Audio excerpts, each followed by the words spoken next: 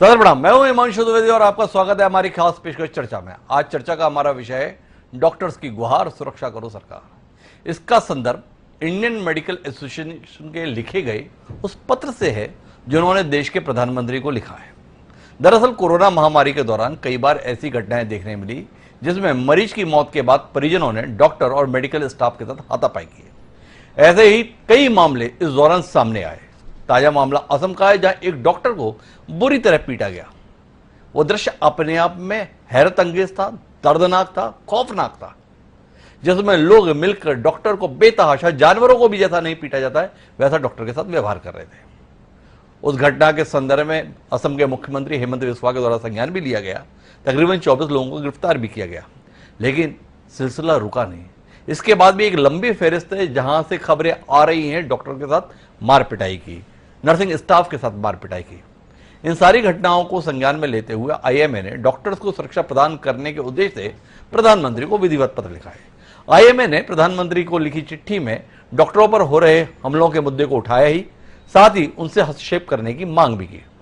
Doctor को सुरक्षित वातावरण में काम करने और उनको सुरक्षा देने की मांग की है।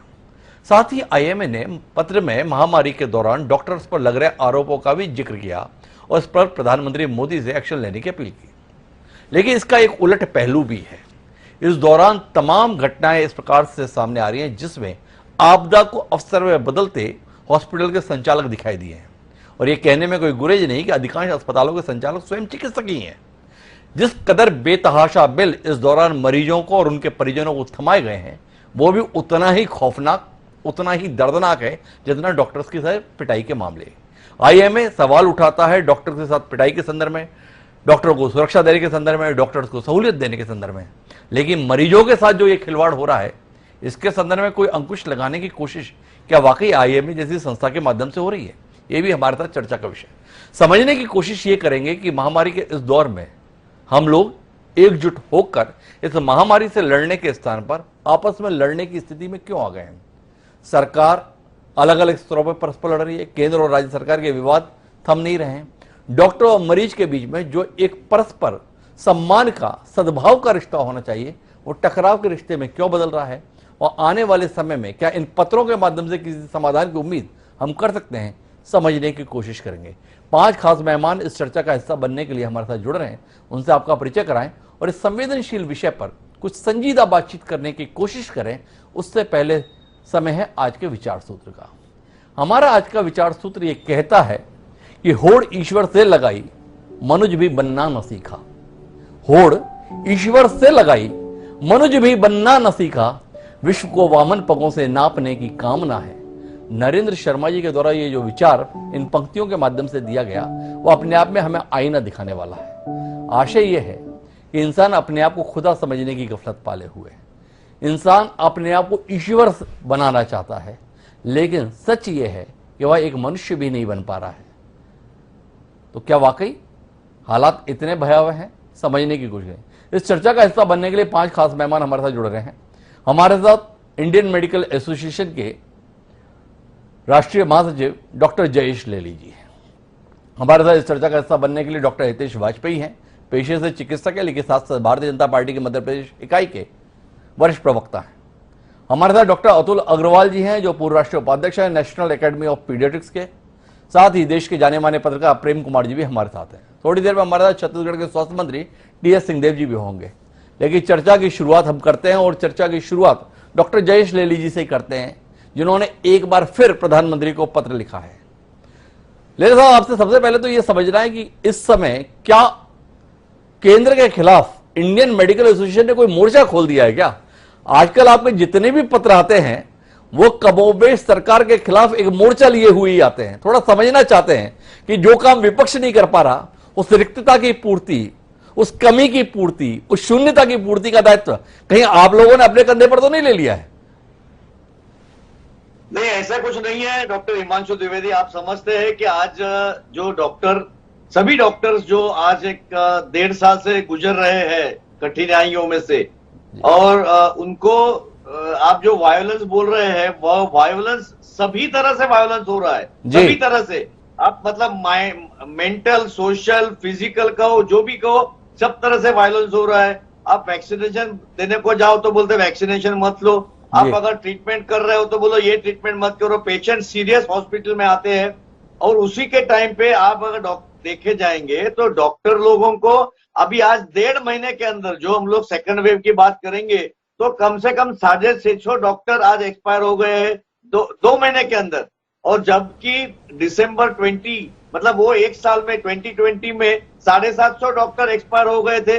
और जी। गवर्नमेंट के इसके आगे जाके आज वायोलेंस इतना बढ़ गया। अभी आज एक वायोलेंस की केस, तभी आपको याद होगा कि एपिडेमिक एक्ट जो अमेंड किया था और उन्होंने डॉक्टरों को कोविड के ट्रीटमेंट के बारे में पूरी प्रोटेक्ट करने का इंडेमनिटी एक्ट में लिखा था। In spite of that government protection की तरफ से हॉस्पिटल में कुछ नहीं कर रही है। जी। तो ये जो गवर्नमेंट का तरफ से हम लोग बोल रहे हैं कि क्यों ऐसा हो रहा है, ये मुझे नहीं समझ में आ रहा है। जी। पेशेंट को सीरियस कंडीशन में लाया जाने के बाद में डॉक्टर नहीं बचा सकते, ऐसे कितने मरीज पेशेंट एक्सपायर हो गए हैं। और डॉक्टरों को मारहानि बाहर जाके भी मार किया है। आसाम का आप देखेंगे तो वो बेचारे डॉक्टर को रात को बाहर जाके उसको मार दिया, मतलब मारा था, ऐसा जिस तरीके से पीटा था। तो ये मैं समझता हूँ कि आज के तारीख में ये गवर्नमेंट का काम है पूरा लॉ एंड ऑर्डर कंट्रोल करना।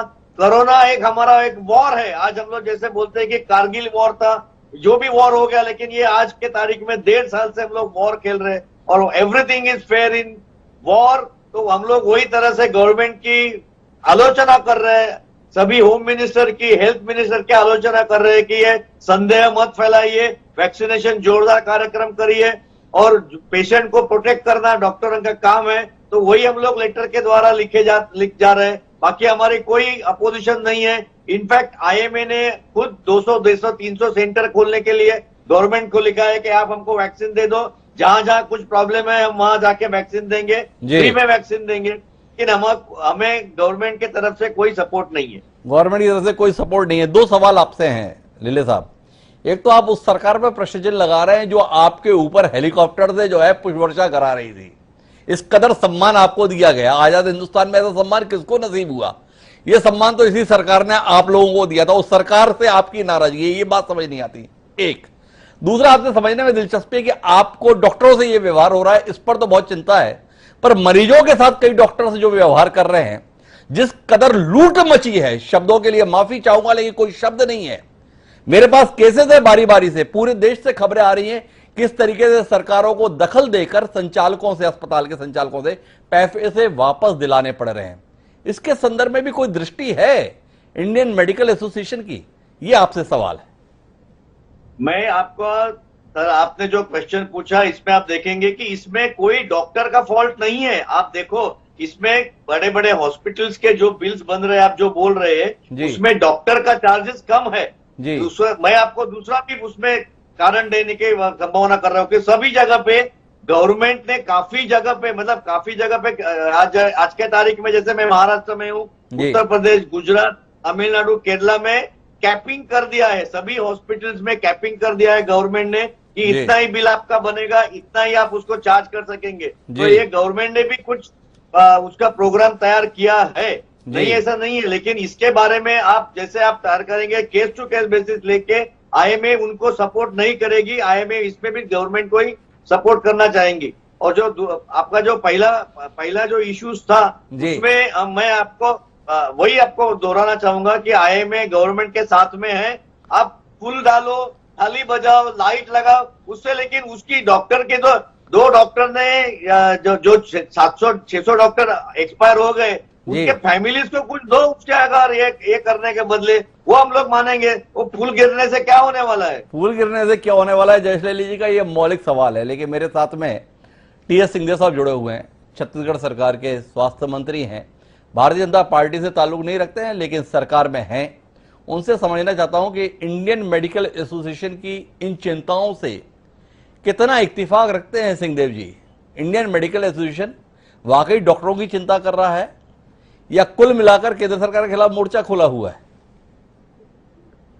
हिमांशु जी प्रणाम आपको और सभी पैनलिस्ट को, दर्शकों को भी मेरा प्रणाम जी। इसमें आईएमए के फ्रंट को मैं राजनीतिक नहीं मानता जी। ये बीजेपी गवर्नमेंट के खिलाफ है, राजनीतिक कतई नहीं है जी। उनकी अपनी प्रतिबद्धताएं हैं। स्वाभाविक है कि ये जो एसोसिएशन है ये डॉक्टर्स तक ही सीमित, अगर हम मान रहे हैं मेडिकल एसोसिएशन या मेडिकल फील्ड तक ही सीमित है, जी। और उनकी जो परेशानियां रही हैं उसको इन्होंने उठाया है। और मैंने तो देखा है कि अगर छत्तीसगढ़ में भी है तो अगर भाजपा की बात होती तो कांग्रेस की सरकार की कमियों को भी उठाने में वो पीछे नहीं हट रहे थे। जी। तो उनका दृष्टिकोण मुझे राजनीतिक नहीं लगा, प्रोएक्टिव जरूर लगा। हो मैं सकता सिंह है साहब कि बीच में रोकने के लिए माफी चाहूंगा, लेकिन विनम्र अनुरोध करना चाहता हूं, आप बंद कमरे से कार्यक्रम में शामिल हैं, कोई सोशल डिस्टेंसिंग जैसा संकट नहीं है, अगर आप मास्क हटा लेंगे तो आपका सुदर्शन चेहरा हमारे दर्शक देख पाएंगे। विनम्र अनुरोध है आपसे। जी, जैसा आप चाहें। वो जी आदत सी भी हो गई है और आदत ही बनानी है जीवन में। जी। इसमें जो भी बातें हो रही थी, चार्जिंग, ओवर चार्जिंग की ये भी स्थिति आती है जी। इसके बारे में भी हमने अपने राज्य स्तर के आईएमए के जो प्रतिनिधि हैं, अध्यक्ष हैं, साथी हैं, उनसे भी लगातार बात की। जी।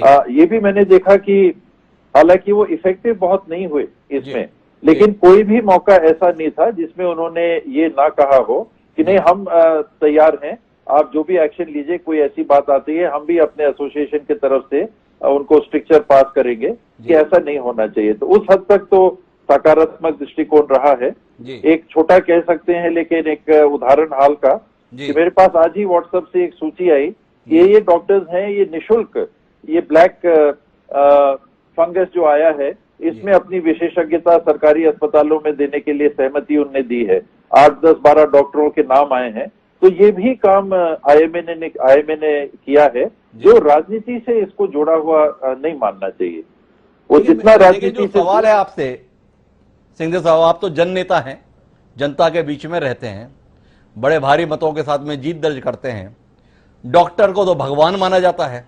ये भगवान के साथ जो बदसलूकी का सिलसिला शुरू हुआ है विभिन्न हिस्सों के संदर्भ में, क्या हम हैवान हो गए, या जिनको भगवान समझ रहे थे उन्होंने आचरण कुछ ऐसा कर दिया जिसके कारण ये व्यवहार करने के लिए जनता मजबूर हो गई? सवाल तो है, क्या नजरिया है आपका? मैंने देखा अभी और करीब से स्वास्थ्य विभाग से जुड़ने के बाद में जी, ये जो जहां ऐसी बात सामने आती है, खास करके ये धरा पकड़ी की या मारपीट की बात आती है, हाई टेंशन स्थितियां जब हो जाती हैं, जी, कोई पेशेंट आ रहा है, वो गंभीर हालत में, रोड एक्सीडेंट हो गया और इसको बचाइए उसको बचाइए, बहुत घबराए हुए और बहुत दबाव में जो परिजन रहते हैं, वो सीधे हॉस्पिटल के अंदर घुसना कि अब चेंबर में जाना है जहां उनका परीक्षण होना है, फिर ओटी तक भी ले जाना है। तो ये एक जो दबाव बनता है, एक पॉइंट ऑफ टकराव सबसे पहला वहां पर होता है। दूसरा, उपचार के बारे में अगर शंकाएं हैं, अस्पताल में भर्ती हो रहे हैं, बिस्तर खाली नहीं है, तो परिजन गुस्सा किस पे निकाल रहे हैं? डॉक्टर पे निकाल रहे हैं। अब अस्पताल में जगह ही नहीं है तो मैं नहीं समझता कि डॉक्टर उसके लिए कुछ कर सकते हैं। दूसरा, डॉक्टर्स भी अगर हाई टेंशन में काम कर रहे हैं, हम लोग भी इसके बारे में चर्चा कर रहे हैं सीरियसली, कि डॉक्टर्स के लिए भी काउंसलिंग की आवश्यकता है कि वो इतने दबाव में काम करते हैं, मनोवैज्ञानिक दबाव उनके ऊपर इतना है। आप देखें कि आपके शो में भी, अन्य शो में भी मैंने देखा कि डॉक्टर्स 24 घंटे में मेरे ख्याल से 20-20 घंटे भी सेवा कर रहे हैं और वो बता रहे हैं मेरे माता गुजर गए, मेरे पिता गुजर गए, मेरे रिश्तेदार मेरे सामने से गुजर गए। तो ये मृत्यु का जो सिलसिला लगातार वो झेल रहे हैं, देख रहे हैं, और कहीं ना कहीं असहायता, जिसको हम भगवान कह रहे हैं, ये भगवान जान नहीं बचा पा रहे। तो इसका मनोवैज्ञानिक दबाव उनके ऊपर ना पड़े ये संभव नहीं है, और इस मनोवैज्ञानिक दबाव में कहीं ना कहीं वो भी आत्मनियंत्रण अपना ना खोते हो, ऐसी भी स्थिति नहीं है। तो ये बातें जो है मैंने अनुभव किया, इस बीच की बातें हैं, कोई एक तरफ सही पूरा और एक तरफ गलत पूरा, ऐसा नहीं है। गलतियां होती हैं। पक्षों के संदर्भ में आप उत्तर मानते हैं। मैं डॉक्टर हितेश वाजपेयी के पास आऊं उससे पहले एक सवाल आपसे और करना चाहता हूं सिंह साहब, क्या आप इस बात से इत्तेफाक नहीं रखते हैं बतौर स्वास्थ्य मंत्री कि इस आपदा को जिन लोगों ने अवसर में बदला उसमें चिकित्सा पेशे से जुड़े हुए लोग भी बड़ी मुखरता के साथ शामिल हुए? क्या ये शिकायतें आपको बड़े पैमाने पर नहीं मिली कि जिन इलाज के बिल कुछ हजार में होने चाहिए थे उन्हें लाखों में बदलते देर नहीं लगी? एक डॉक्टर के सामान्य तौर पर देखने की फीस जो 200-400 रुपए होती थी, 5-5 हजार रुपए चार्ज किए गए, वो बिल है हमारे पास। पीपीई किट के संदर्भ में अगर 100 मरीज भर्ती हैं तो हर एक से पीपीई किट के चार्जेस लिए गए। क्या आप इत्तेफाक नहीं रखते हैं कि इस महामारी के दौर में जिस शुचिता की, जिस ईमानदारी की, जिस नेक नियति की अपेक्षा समाज को थी, कहीं ना कहीं उसके संदर्भ में चूके हैं इस पेशे से जुड़े हुए लोग बड़ी संख्या में। मैं कुछ की बात नहीं कर रहा हूं, बड़ी संख्या की बात कर रहा हूं। सहमति व्यक्त करते साथ में एक चीज और जोड़ दूं पहले के परिवेश में जी। कि किसी भी स्थिति में मारा पीटी स्वीकार नहीं है। जी। हाथ उठाया जाए, कॉलर पकड़ाया जाए, हाथ चलाया जाए, हथियार चलाए जाए, ये किसी भी स्थिति में स्वीकार नहीं है। हमको मानव समाज में इस बात को तो लेके चलना पड़ेगा। कोई भी पक्ष हो दूसरे के ऊपर हाथ नहीं उठा सकता, ये होनी चाहिए। दूसरा, ये सही है जो आप कह रहे हैं, ये एक दुखद पहलू इस संक्रमण में सामने आया कि शुरुआती दौर में, पहले वेव के दौर में एक स्थिति हमने देखी कि डॉक्टर्स उन्हें क्लिनिक्स अपने बंद कर दिए। पीपीई किट का अभाव था, दूसरी कमियां थी, जो भी कारण रहे होंगे, अनिश्चितताएं थी, एक भय का भी वातावरण था कि ना जाने क्या हो जाएगा अगर हम पेशेंट्स को देखेंगे। तो यहाँ से चालू हुई कहानी। बाद में जरूर डॉक्टर्स की छवि पे ये विपरीत प्रभाव पड़ा है कि ओवर चार्जिंग की बात बहुत जगह से सामने आई है। बहुत लोगों को शासकीय अस्पतालों में अगर व्यवस्थाओं की कमी थी और उनको उस मजबूरी में भी अगर निजी अस्पतालों में जाना पड़ा तो बहुत हाई रेट चार्ज किए गए। ये लगातार पिछले महीनों से बात आती रही है। साहब की ईमानदारी भरे स्वीकार होते हैं कि दूसरी वेव में, दूसरी लहर में ये भी एक चुनौती बनकर समाज के सम्मुख खड़ा हुआ। अब मैं डॉक्टर हितेश वाजपेयी आपके पास में आता हूं, आपसे जानना चाहता हूं कि भारत के डॉक्टर्स की सबसे बड़ी संस्था इंडियन मेडिकल एसोसिएशन को दूसरी लहर के दौरान केंद्र में मौजूद आपकी पार्टी की स्पष्ट बहुमत की मजबूत सरकार से बहुत शिकायतें हैं। लगातार उन्होंने अपनी शिकायतों को दर्ज कराया है पत्र के माध्यम से, हवा हवाई नहीं, चाहे वो वैक्सीनेशन के संदर्भ में नीति को हो, इलाज के संदर्भ में नीति को हो, और अब डॉक्टरों की सुरक्षा के संदर्भ में। आप तो स्वयं पेशे से चिकित्सक हैं, अपने पेशे की इतनी बड़ी इकाई की इतनी शिकायतों को लेकर किस नजरिए से देखते हैं अपनी सरकार के कामकाज को, और कितना अफसोस मन में है कि किस तरीके का व्यवहार, किस तरीके की कार्यपद्धति आपकी पार्टी की सरकार के द्वारा अपनाई गई कि भगवान समझे जाने वाले इस धरती पर लोग इतना ज्यादा दुखी, इतना ज्यादा आहत, इतना ज्यादा निराशा से भरे हुए हैं। क्या कहते हैं डॉक्टर हितेश जी? देखिए हिमांशु जी, मुझे आज वो दोहा याद आ रहा है जी। गुरु गोविंद दो खड़े काके लागू पाए। तो राजनीतिक गुरु के रूप में मैं सिंहदेव साहब को ले सकता हूँ और अपने पेशे के गोविंद के रूप में लेले साहब और सभी लोगों को देखता हूँ जी। तो फिर उसके बाद वो ये है कि बलिहारी गुरु आपकी जो गोविंद वियोग दिखा है जी। तो अंत में जो है वो घुटना मेरा गुरु की ओर ही मुड़ेगा जी, क्योंकि बिना गुरु के गोविंद के भी दर्शन नहीं हो सकते। यदि अच्छी सरकार नहीं होगी जी, तो मुझे नहीं लगता, या सरकारी नियंत्रण नहीं होगा तो सेवाओं का आप मान के चलिए कि दर्शन जो है समाज को वो कठिन है, ये सत्य है जी। तो स्वाभाविक है कि जो भी अपेक्षाएं गुण और दोषों को लेकर है वो सरकार से है। दूसरी बात जो बहुत महत्वपूर्ण है, क्योंकि मैं बहुत संक्षेप में बोलूंगा, जब कंज्यूमर प्रोटेक्शन एक्ट के तहत यानी कंज्यूमर लॉस के तहत हमने इस व्यवसाय को रखा, इसको प्रोफेशनल यानी कि व्यावसायिक पाठ्यक्रम बोलते हैं, तो मानकर चलिए कि ये भी एक व्यावसायिक क्षेत्र है, सामान्य भाषा में व्यापारिक क्षेत्र भी कह सकते हैं। तो अन्य व्यवसायों की तरह एक medical health care delivery system भी उसी की तरह है। अच्छा इसीलिए है, थोड़ा बायस इसलिए है कि we deal with the human life, तो ये बाकी व्यवसायों से थोड़ा सा इतर हो जाता है क्योंकि इसमें मानवीय संवेदनाएं और उनका ध्यान रखा जाता है और रखा जाना चाहिए, क्योंकि we deal with human being not with samosa kachori. तो डेफिनेटली ये पूज्य भी है और जरूरी भी है। तीसरी बात जो बहुत महत्वपूर्ण है वो ये है कि देखिए साहब, आईएमए जो है वो जैसे किसी भी व्यावसायिक संगठन होता है उसी प्रकार से आईएमए डॉक्टर्स का संगठन है, तो वो अपनी समस्याओं को रखता है जी। तो उनकी समस्याओं का निराकरण वो स्वयं करेंगे या आपकी जो अपेक्षा है उसको दूर करेंगे, इसकी अपेक्षा हमको नहीं रखना चाहिए, नंबर एक।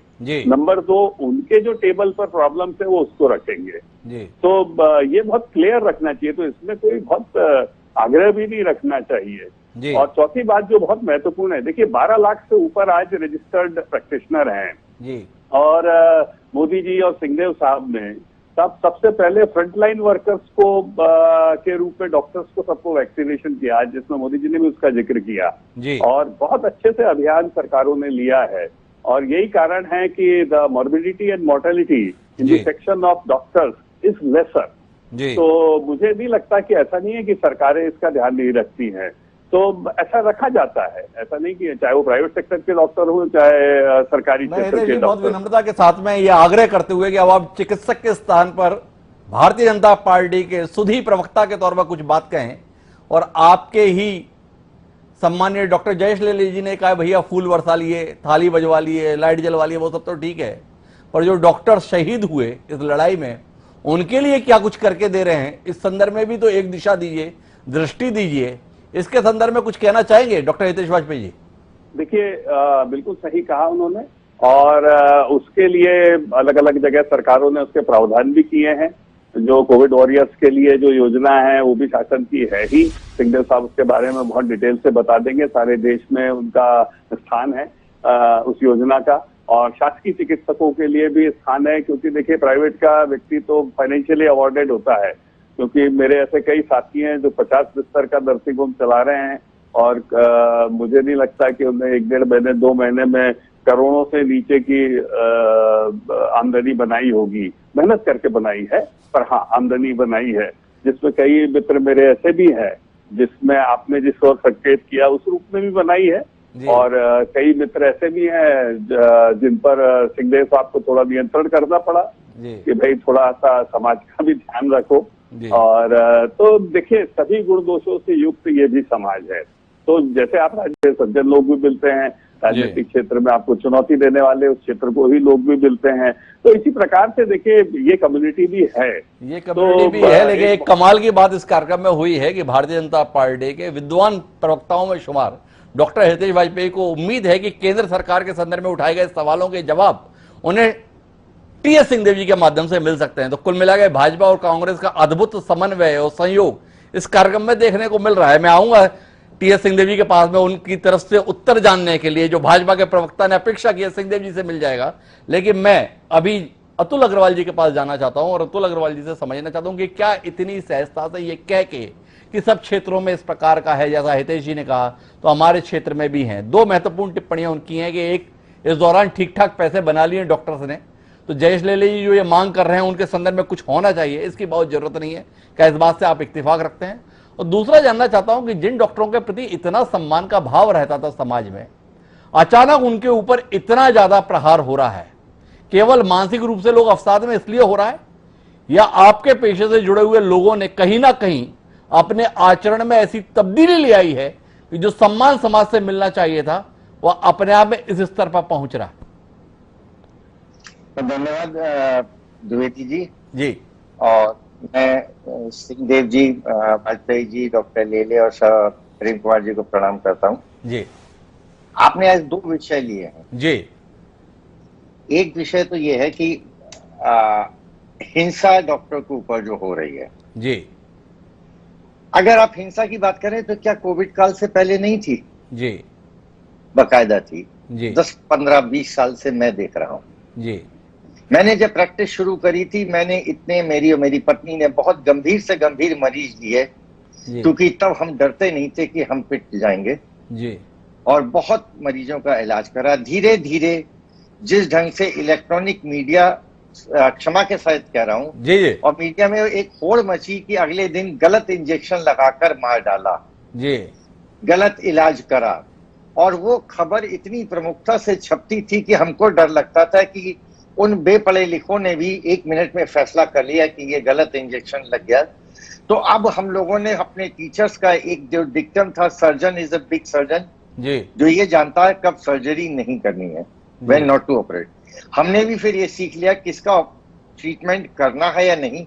हम जानते थे, मैं पीडियाट्रिशियन हूं, कि मैं ये बच्चा बचा सकता हूं जी, लेकिन 10% चांसेस हैं कि इसकी डेथ हो जाएगी। मैं उसको मना करने लगा और धीरे धीरे सीरियस केस से पीछे हटता चला गया। उसका फायदा मेरी ही कम्युनिटी के कुछ लोगों ने कि वो तो अब सीरियस केस नहीं लेते हैं, तो जो 1 या 2 नए लड़के थे उन्होंने उन केस को लेना शुरू करा और उन्होंने फिर उस जोखिम की कीमत भी लेना वसूलना शुरू करी। इसमें मैं रोक टोक इस बात को कह रहा हूं, अगर हम सबको ये सुरक्षा मिल जाए, हम इलाज करेंगे और मृत्यु होने पर हमारे साथ मारपीट नहीं होगी जी। तो शायद हर डॉक्टर हिम्मत करके एक गंभीर मरीज का इलाज करेगा। किसी भी शहर के अगर 700 800, एक मीडियम क्लास शहर मेरा जैसा है जी। हम 70 बच्चे के डॉक्टर हैं, अब केवल 7 ऐसे हैं जो हर तरह के मरीज ले लेते हैं, 63 पीछे हट गए जी। इसका खामियाजा भुगत है क्योंकि हम डरते हैं, हमारा परिवार डरता है। जब भी कुछ गर्मा गर्मी होती थी मेरे बच्चे रोने लगते थे, कमरा अंदर बंद कर लेते थे और इस वजह से वो डॉक्टर नहीं बने। वो विदेश में आज जितना हम एक साल में कमाते हैं वो एक महीने में कमाकर विदेश में सेटल्ड है, वो डॉक्टर नहीं बने। हमारे बच्चे हमारे प्रोफेशन से डरने लगे। ये जो हमें अगले दिन अखबार में खबर छपती जी या मुंह में माइक डाल दिए जाते थे, इससे अब बहुत डर लगने लगा है। कोविड काल के पहले भी मारपिटाई तो तब भी हो रही थी। अब सवाल आपने ये कहा कि ये लूट मार जी, चलिए जाने दीजिए, इन कॉर्पोरेट अस्पताल को जाने दीजिए या कोविड अस्पताल को जाने दीजिए। क्या सरकारी अस्पतालों में मारपीट नहीं करी? दिल्ली के सफदरजंग अस्पताल में नहीं हुई, दिल्ली के मौलाना आजाद मेडिकल कॉलेज में नहीं हुई, मध्य प्रदेश के मेडिकल कॉलेज में नहीं हुई, इलाहाबाद मेडिकल कॉलेज में नहीं हुई। वहां तो वो रेजिडेंट डॉक्टर्स हैं जो बेचारे दिन रात मेहनत कर रहे हैं, उसके बाद वहां पर भी मौत पर मारते हैं। इसका मतलब मारना एक फैशन बन गया है। बिल या ना बिल इन दोनों का कोई मतलब नहीं है। समाज में नैतिक गिरावट एक देश का चरित्र होता है। हमारे यहाँ कुछ हद तक नहीं था लेकिन इस बार आया और मैं डॉक्टर लेले की बात से समर्थन करता हूं कि आईएमए के कोई भी सदस्य उनके फेवर में नहीं है, लेकिन ये कार्रवाई तो सरकार को करनी पड़ेगी। IMA is a toothless body with no nails. IMA कोई एक्शन नहीं ले सकता है, एक्शन सरकार ही ले सकती है। और आईएमए के डॉक्टर लेले ने अभी वचन भी दिया है। मेरी अभी इस प्रोग्राम से पहले डॉक्टर अशोक राय मेरे मित्र जो कि राष्ट्रीय उपाध्यक्ष हैं उनसे भी बात हुई, बोले नहीं आप क्लियर कट कहिए हम ऐसे डॉक्टर्स के बचाव में नहीं है। लेकिन हमारी समस्या हिंसा है जो केवल इन 2 या 3 महीनों की नहीं है, ये पिछले 15-20 साल की है और ये प्रवृत्ति जो बढ़ती जा रही है ये बहुत कष्टदायक है। उससे पहले भी बिल बनते थे, कोविड काल से भी बनते थे। बिल ना देना या मौत हो जाने पर धमकाना, शोर मचाना, 2 लाख 4 लाख ले जाना, ये उत्तर प्रदेश में तो 2016-17 तक तो एक फैशन बन गया था। हम तो देखते ही कुछ लोगों को नाम पढ़ते ही पीछे हट जाते थे, अरे रहने दे भाई ये वाला मरीज नहीं लेना है, पता नहीं कुछ हो गया तो पैसे और जेब से देने पड़ गए। जी, तो समाज की विसंगति की और डॉक्टर अतुल अग्रवाल ने बहुत ही सारगर्भित तरीके से ध्यान आकर्षित किया है कि असल चुनौती पिछले कुछ समय में नैतिक गिरावट की जो समाज में आई है उसने डॉक्टरों को स्वयं पीछे हटने के लिए मजबूर कर दिया है। वो ऐसे डॉक्टरों के साथ में नहीं है जो इस आपदा में अफसर बना लिए, लेकिन जो चिकित्सा पेशे के सम्मुख चुनौती है उसकी ओर वो ध्यान दिला रहे हैं। ऐसे में मैं प्रेम कुमार जी के पास जाता हूं और प्रेम कुमार जी से जानना चाहता हूं, उन्होंने एक ध्यान आकर्षित कराया अतुल जी ने कि मीडिया ने जो सनसनी बनाई उसने भी इस प्रकार के वातावरण को निर्मित करने में अपना एक योगदान दे दिया और कुल मिलाकर एक सम्माननीय पेशा आज चिंता के घेरे में, सवालों के घेरे में। प्रेम कुमार जी आपका नजरिया। जी डॉक्टर हिमांशु जी, यहाँ तमाम पैनलिस्टों ने जो बात कही सभी आदरणीय डॉक्टर हैं और मुझे किसी भी पैनलिस्ट के किसी भी बात से अब तक कोई ऐसी बात नहीं हुई जिससे मैं ऑब्जेक्ट करूं या आपत्ति करूं, पहली बात। लेकिन एक पहलू होता है जो नहीं आया होता है, मैं उस पहलू की ओर ध्यान दिलाना चाहता हूं कि डॉक्टर के साथ घटनाएं हमेशा होती रही हैं, ये बात सही है, लेकिन हमारे प्रैक्टिस में कुछ चीजें ऐसी हैं जो जिसमें कि डॉक्टर की लापरवाही शामिल होती है और उस लापरवाही को पहचानने का मैकेनिज्म जो है हमारे अस्पताल के सिस्टम में या डॉक्टरों के पास नहीं है। जैसे इस ऑक्सीजन की कमी से मौत वाले दौर में भी मेरी कई एक पीड़ित परिवारों से बातचीत भी हुई, उसके हिसाब से यह था कि ऑक्सीजन लगाया ही नहीं गया, पेशेंट को अटेंड किया ही नहीं गया। तो वहां जो मौजूद अगर उस व्यक्ति जिसका कि अपना परिजन मर रहा है तो उसमें गुस्सा भी आना स्वाभाविक है। तो इस चीज को टैकल करने का सिचुएशन नहीं है। एक दूसरी बात यह है कि जैसे आईसीयू होता है, आईसीयू के भीतर कोई परिजन नहीं जाते, लेकिन ये बहुत पहले से प्रैक्टिस है कि आईसीयू के भीतर जो लापरवाहियां होती है कि मोबाइल्स देख रहे होते डॉक्टर। मैं भी अनुभव से बता रहा हूं, कोई कपोल कल्पित बातें नहीं कह रहा हूं, कि मोबाइल देख रहे हैं, खून चढ़ रहा होता है, खून खत्म हो गया, पेशेंट्स को बोतल बदलने वाला भी होता है, ऐसी भी सिचुएशन होती है आईसीयू के भीतर। बहुत सारी आप बीतियां हैं जी। लेकिन आईसीयू के भीतर वो मॉनिटरिंग सिस्टम जो कि थोड़ी पारदर्शी हो, जिससे कि जैसे कि ऐसी भी घटनाएं आई कि ऑक्सीजन का लेवल कम है, जो पीड़ित है वो अपना ऑक्सीजन लेवल मोबाइल से बता रहा है अपने परिजनों को कि देखो मेरा ऑक्सीजन लेवल अब ये है, अब ये है, मुझे कोई अटेंड नहीं कर रहा, लेकिन और उसकी मौत भी हुई है। ऐसे भी उदाहरण हैं। तो इससे भी निपटने का हमारे पास कोई मैकेनिज्म नहीं है, और ऐसे समय में क्या चिन्हित नहीं किया जाना चाहिए जो लोग जिम्मेदार हैं, एक बात। तो इसके अलावा और जो बातें मैं कहना चाहता हूं कि कुछ ऐसी घटनाएं जो कि जैसे पहले दौर में जब कोरोना आया और हम लोग खोज रहे थे कि वो दिल्ली के मरकज वाले कहाँ हैं, मरकज का टीम खोज रहे थे पूरे देश में, खोज करके उसको चिन्हित करके पकड़ा जा रहा था। तो उस दौर में एक रिएक्शन भी देखने को मिला और वो फेस करना पड़ा कोरोना वॉरियर्स को, वो पुलिस को भी फेस करना पड़ा और वो डॉक्टर्स को भी फेस करना पड़ा। और हमारा स्वास्थ्य महकमा उस समय कैसे ब्रीफिंग करता था कि देखिए इतने मिले संक्रमण और इसमें इतने मरकज वाले। हमारी मीडिया खुलेआम इस तरह से भी इसको परोस रही थी कि मरकज वाले इतना। क्या कभी आईएमए ने, क्या कभी इस देश के स्वयंसेवी संगठनों ने या पॉलिटिकल सिस्टम ने या स्वयं मीडिया ने भी इस प्रवृत्ति के खिलाफ क्यों नहीं बोला? तो इस आक्रोश का परिणाम था कि थूकने जैसी भी घटनाएं हुई और थूकने को राजद्रोह जैसा मामले में रखा जाए, इसकी आवश्यकता सरकार महसूस कर रही थी। लेकिन ये जो चीजें पैदा हो रही थी, इसको कैसे रोका जाए, इसको नहीं, इसका सिस्टम डेवलप नहीं किया गया। आज पूरे दौर में 1400 डॉक्टर मारे गए हैं। आईएमए ने जो चिट्ठी लिखी है उसमें 1400 का फिगर है लेकिन इस दौर में देखिए डबल डोज लेकर भी डॉक्टर मरे हैं, डबल डोज लेने के बाद भी डॉक्टर मरे हैं। मगर हमारे डॉक्टर्स जब टेलीविजन चैनल पर होते हैं तो खुलकर ये नहीं बता रहे होते हैं, पता नहीं क्यों, कि डबल डोज लेने के बाद भी संक्रमण हो सकता है, उसके बाद भी मौत हो सकती है। तब जब यही बात जब डॉक्टर नहीं बोलते हैं तो अंधविश्वास गांव में फैलता है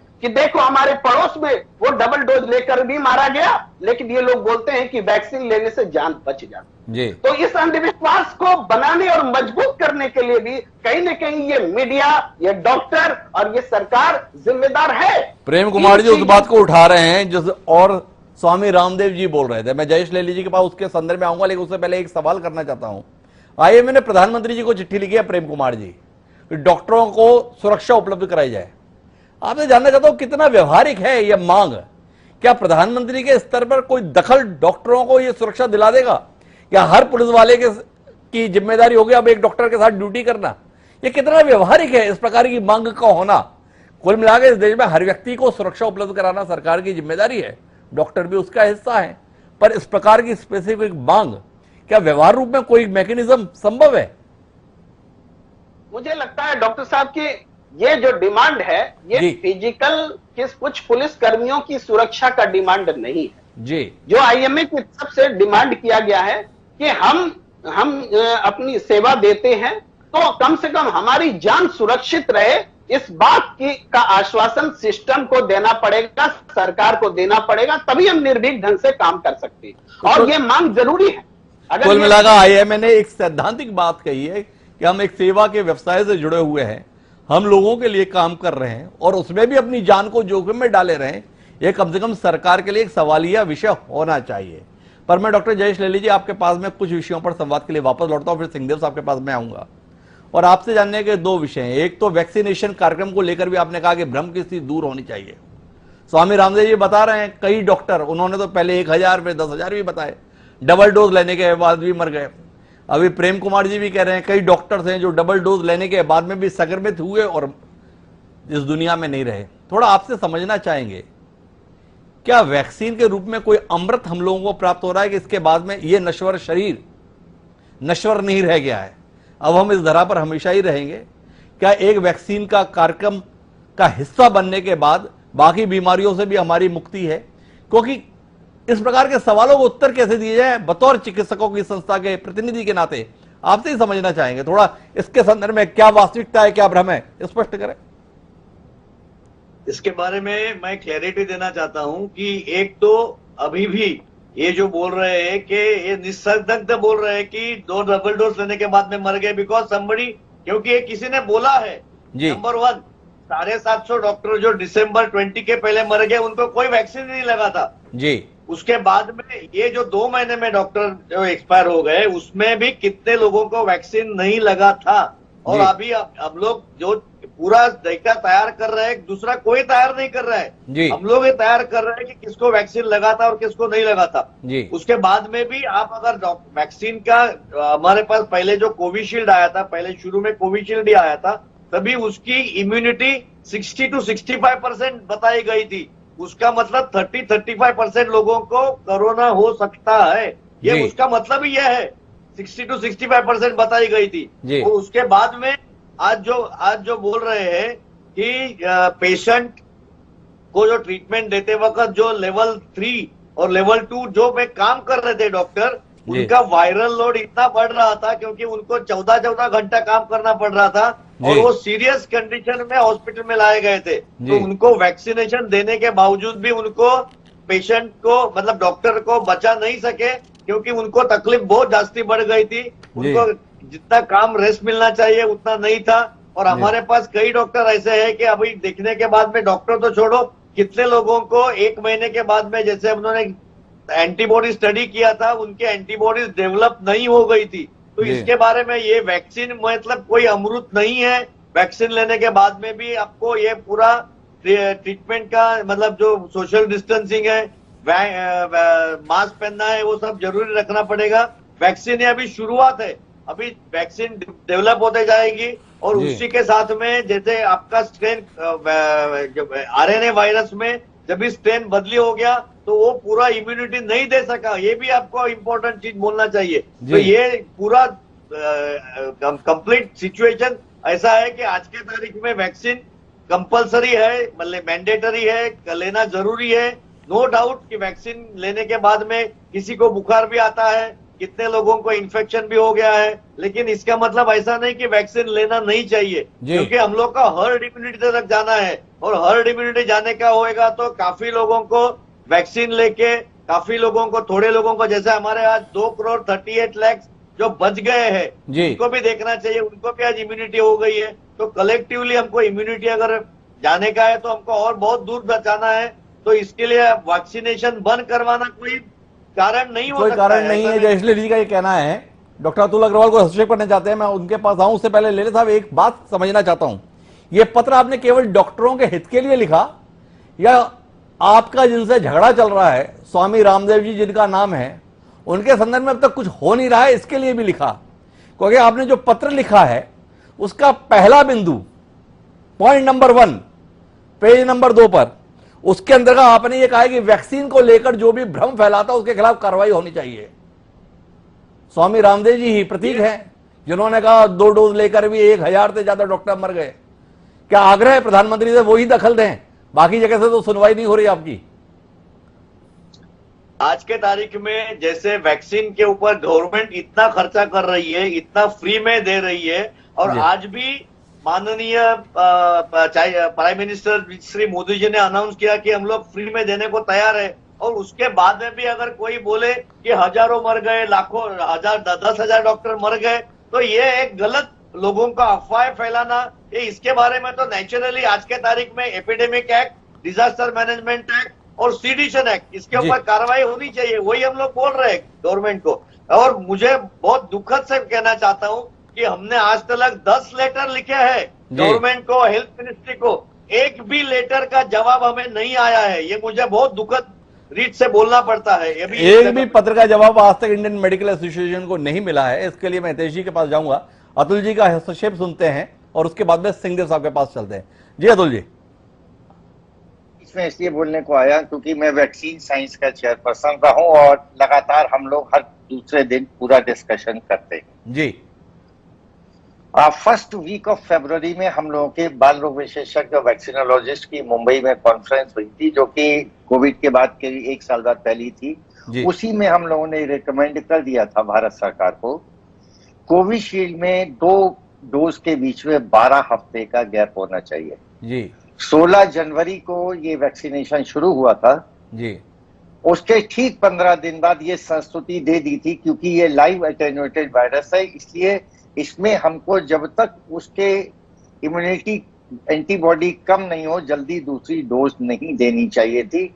लेकिन ये हमारी विनती काफी देर से सुनी गई जी।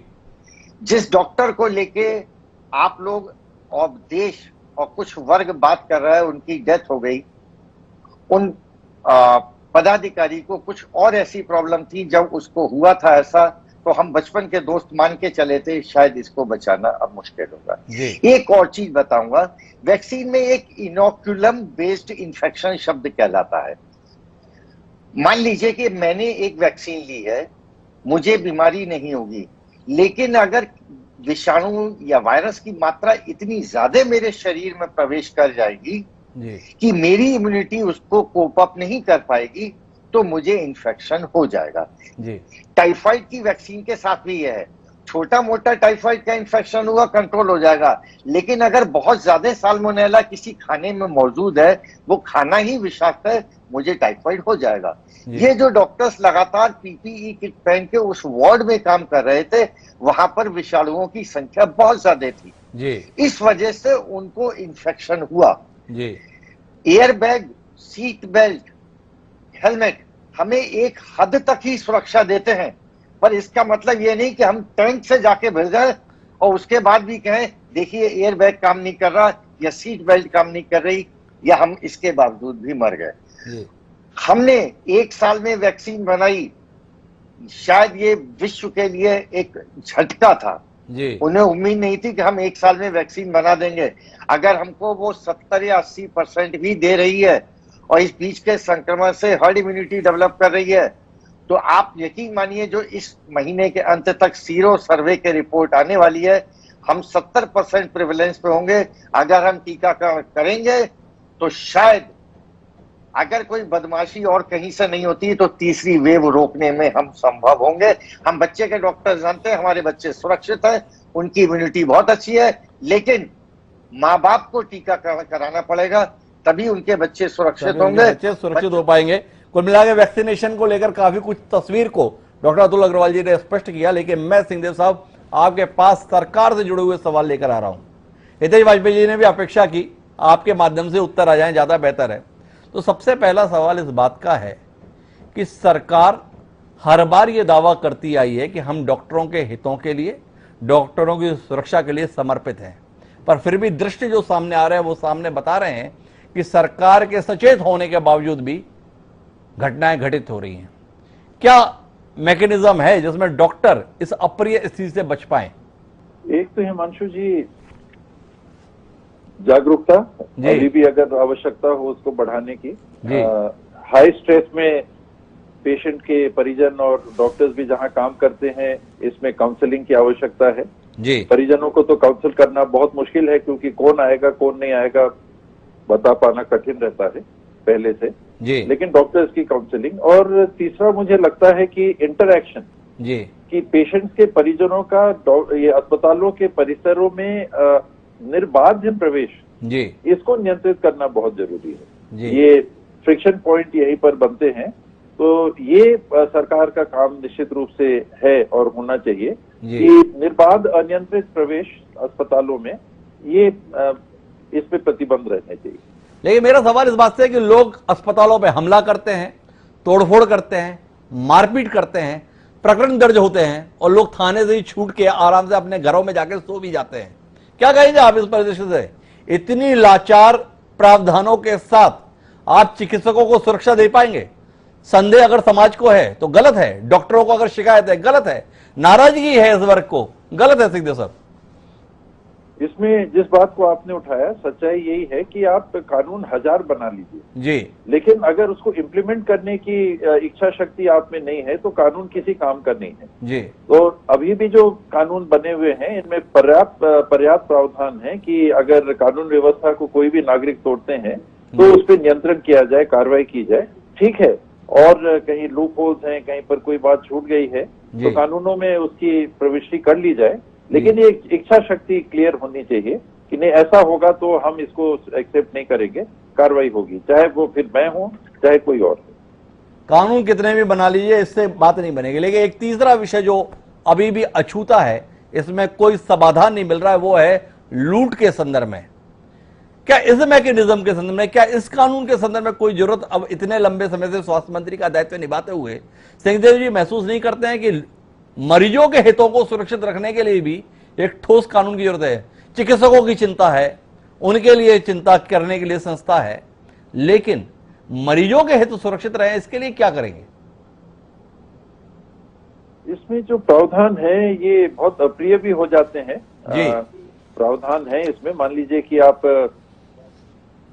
हिपोक्रेटिक ओथ लेके आप इस सेवा में प्रवेश करते हैं, आप काम सेवा देना चालू करते हैं और व्यवसायीकरण भी इसका अगर एक स्वरूप है, लेकिन उसमें भी सीमाएं, अगर नैतिकता की सीमाओं को हम पार करते हैं तो कमियों में, गलतियों में ये भी प्रावधान रहता है कि अंततः आपके रजिस्ट्रेशन पे भी बात आ सकती है। ये गंभीर कदम है, ये सामान्य रूप से स्वीकार करने में कठिनाई होने वाली बातें हैं, लेकिन अगर बातें सीमा के बाहर जा रही हैं, हम अलग अलग प्रकार के सुविधाएं अलग अलग संस्थाओं में देते हैं, निजी बड़े बड़े अस्पताल बनते हैं जिसका इंफ्रास्ट्रक्चर खड़ा करने में बहुत पैसे लगते हैं, उसमें भी अगर आप बिल में देखिएगा तो डॉक्टर की फीस बड़ी कम होती है, बिस्तर की फीस एक दिन की डॉक्टर की फीस से 10 गुना, 20 गुना, 30 गुना होती है। जो कमरे का किराया है वो डॉक्टर के कंसल्टेशन फीस से 20 से 30 गुना ज्यादा भी रहता है। तो इन परिस्थितियों में जहां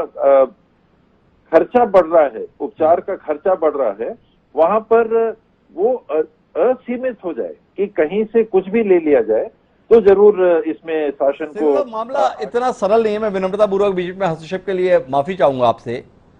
प्रकरण इतने सरल नहीं है। आप जिस छत्तीसगढ़ में बैठे हैं वहां पे महासमुंद के अंदर डॉक्टरों ने महिलाओं के बेहिसाब गर्भाशय निकाल दिए, क्योंकि जो आप स्वास्थ्य योजना लेकर आई थी सरकार, उसके माध्यम से उसमें प्रावधान था। इस प्रकार के प्रकरणों से हम दो चार होते हैं। कुल मिलाकर क्षणिक लाभ के लिए इतने बड़े पैमाने पर इस प्रकार की घटनाओं को अंजाम दिया जाता है, पर बदले में कार्रवाई क्या होती है? उसके स्तर पर शून्यता है। जिन डॉक्टरों ने ये कर दिया वो आज भी प्रैक्टिस कर रहे हैं, हम देख रहे हैं। क्या कहेंगे आप इस पर? ये नाकामी नहीं हमारे सिस्टम की? नाकामी है और हमारी इच्छा शक्ति की कमी है। इसी की तरफ मैंने पहले इशारा किया था कि हम ही अगर वो डॉक्टर साहब हैं, वो उनके डॉक्टर हैं, वो मेरे डॉक्टर हैं, वो मेरे दल के फलाने के डॉक्टर हैं, वो दूसरे दल के वरिष्ठ लीडर के डॉक्टर हैं, आए दिन ये जो 2-2.5 साल आपने कहा, ये 2-2.5 साल में ये भी पहले भी देखते थे, अभी भी ये देखने को मिला कि जब कार्रवाई करने की बात आती है तो संबंध सामने आ जाते हैं। और ये वही समय रहता है जहां वो हमको इच्छा शक्ति चाहिए कि गलत है तो गलत है, सॉरी, हम हाथ जोड़ ले, वोट नहीं मिलेगा तो कोई बात नहीं, हम चुनाव हार जाएंगे तो कोई बात नहीं, लेकिन ये अगर ऐसा होगा तो सॉरी, हम इसमें हम नहीं कर पाएंगे। ऐसी मानसिकता अगर शासन से जुड़े हुए लोग नहीं करेंगे तो मुझे नहीं लगता है कि सुधार की दिशा में हम बढ़ सकते हैं। तो बड़ी महत्वपूर्ण बात सिंहदेव जी कह रहे हैं कि शासन के स्तर पर अगर न्याय के प्रति आग्रह नहीं होगा, सत्य के प्रति आग्रह नहीं होगा, तो आप लाख कोशिश कर लीजिए, कोई समाधान नहीं निकलेगा। तो हितेश वाजपेयी जी, अब आपके पास में एक बार फिर रुक करता हूं इस अपेक्षा के साथ कि अब की बार उत्तर आपसे मिलेंगे, कहीं और फॉरवर्ड नहीं की जाएगी गेंद। और जयेश लेली जी ने इस बात पर नाखुशी जाहिर की, इस बात पर दुख जाहिर किया, इस बात पर अफसोस जाहिर किया कि चिकित्सकों की सबसे बड़ी संस्था जो देश की है, उसके द्वारा लिखे गए तकरीबन 10 पत्रों का आज तक आपकी लोकतांत्रिक मजबूत सरकार के द्वारा कोई उत्तर नहीं दिया गया।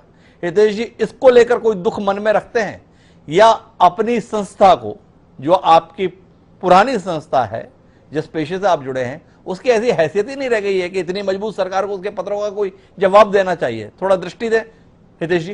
देखिए हिमांशु जी, टेबल के इस तरफ प्रेम जी हैं, टेबल के उस तरफ अग्रवाल साहब और जयेश जी हैं जी। और ये तीनों, बल्कि चारों मैं कहूंगा, आपको मैं अपनी तरफ ले लेता हूँ जी।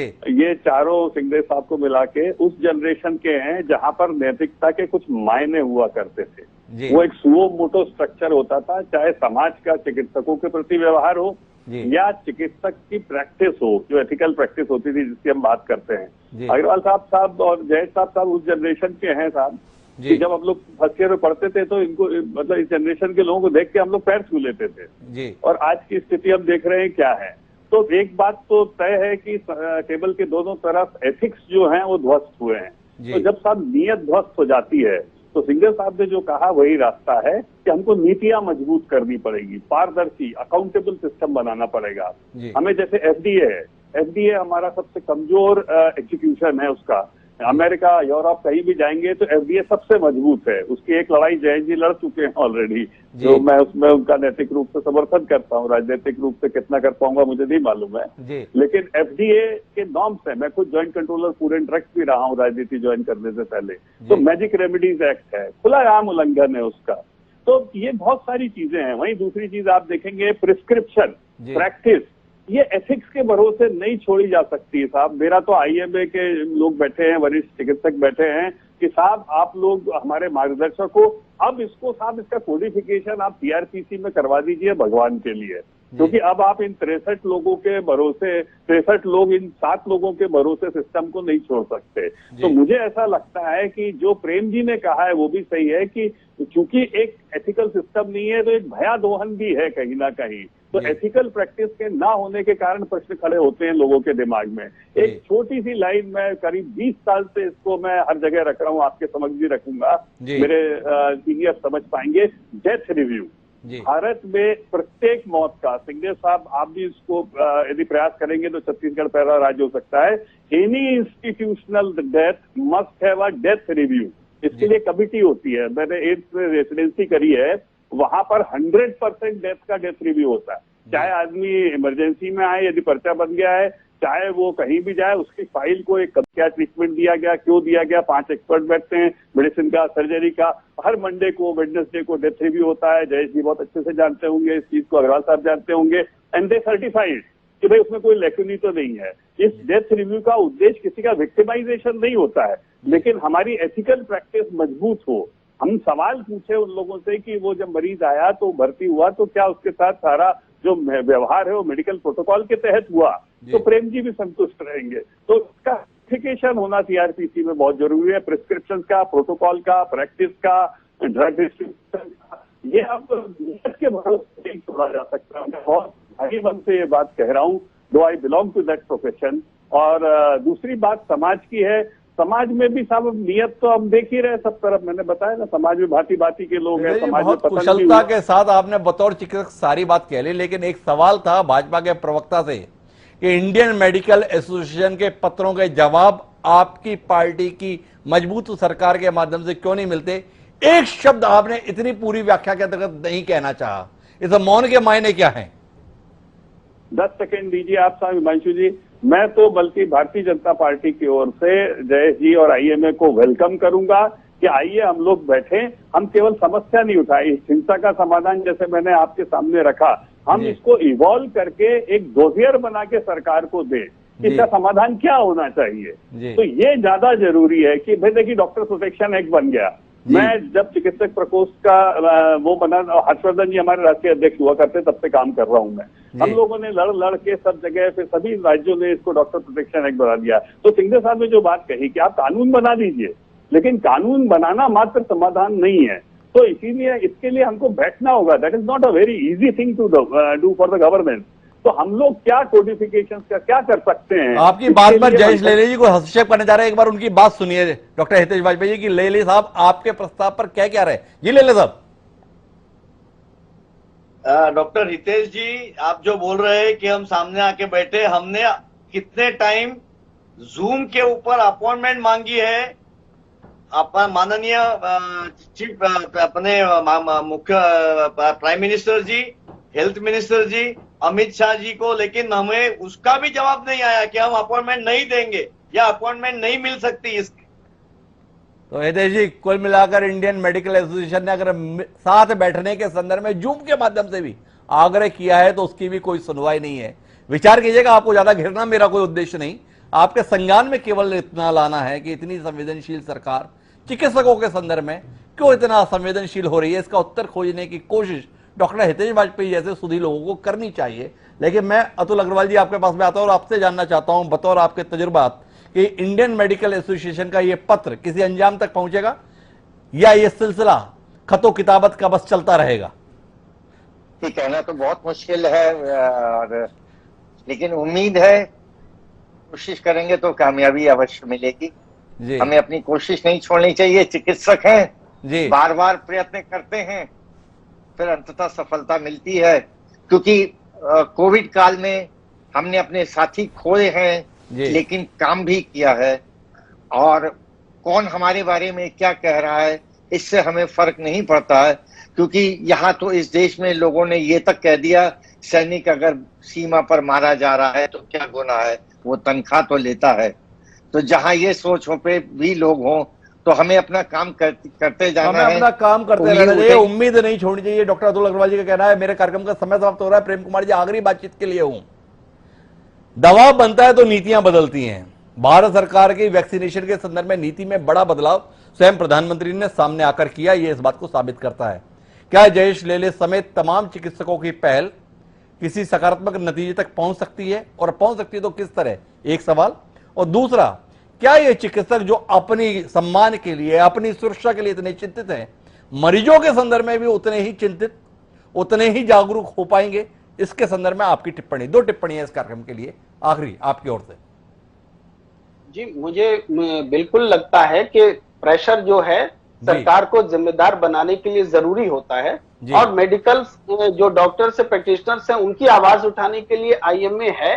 वो 10 चिट्ठियां लिखा है। हमारे प्रधानमंत्री जी महामारी के दौर में 9 बार देश को संबोधित किए हैं, तो 9 बार देश को संबोधन करना और 10 बार आईएमए का चिट्ठी लिखना, दोनों एक तरह से जिम्मेदार प्रबंधन के लिए एक अपनी अपनी जिम्मेदारी है जो निभा रहे हैं। मुझे उम्मीद है कि इससे नतीजा निकलेगा। देखिए, जो देश में महामारी काल में भ्रम की भी स्थितियां पैदा की गई हैं, एलोपैथी पर भी सवाल उठाए गए हैं, और एलोपैथी के साथ में कोरोनिल का ये किट में बांटना, ऐसा हमने सुना कि हरियाणा में प्रयोग हुआ, जिसमें आईएमए ने आपत्ति जताई कि मिक्स नहीं चलेगा, मिक्स पैथी नहीं चलेगा। तो ये सारे सवाल हैं, इसको ये नहीं उठाएंगे, आईएमए नहीं उठाएगा तो कौन उठाएगा? और सरकार को इस पर देखना चाहिए और सुनना चाहिए। जी, तो कुल मिलाकर एक समाधान की उम्मीद अभी भी छोड़ी नहीं है। सिंघदेव साहब का मानना यह है कि कुल मिलाकर नियत के स्तर पर जब तक हम ईमानदार नहीं होंगे तब तक नीति बनाने से कुछ नहीं होगा। लेकिन जयेश लेले जी, अतुल अग्रवाल जी का कहना है कि पहले नीति तो बना लीजिए, फिर उसके बाद क्रियान्वयन भी हो जाएगा। हितेश जी का कहना है बैठेंगे, समय आने दीजिए और समाधान निकाल लेंगे। देखना है हितेश वाजपेयी जी ये बैठाने के उपक्रम में स्वयं कोई भूमिका निभाएंगे या नहीं निभाएंगे। और जहां तक प्रेम कुमार जी की बात है, प्रेम कुमार जी का मानना है कि अगर दबाव बनेगा तो समाधान निकल जाएगा। वैक्सीनेशन के संदर्भ में बदलाव इसका स्पष्ट उदाहरण है। तो एक सकारात्मक उम्मीद के साथ में आप सभी मेहमानों का बहुत बहुत धन्यवाद एक अहम चर्चा का हिस्सा बनने के लिए। समय है अब आज के शेर का। हमारा आज का शेर आदमी का आदमी के प्रति जो ये व्यवहार है उसी को समर्पित है। कि हमारा ये शेर कहता है कि आदमी का आदमी हर हाल में हमदर्द हो, आदमी का आदमी हर हाल में हमदर्द हो, एक तवज्जो चाहिए इंसान को इंसान की तरफ। तो कुल मिलाकर हफीज जौनपुरी ने जो ये कहा है वो ये अपेक्षा है मरीज और डॉक्टर के परस्पर संबंध के संदर्भ में दोनों लोग एक दूसरे के प्रति सम्मान और सद्भाव रखें। तो जो अप्रिय दृश्य इस समय समाज में दिखाई दे रहे हैं शायद हम उनसे बच सकें। तो इसी के साथ मुझे अब दीजिए इजाजत, कल फिर मिलते हैं नए विषय के साथ। प्रणाम।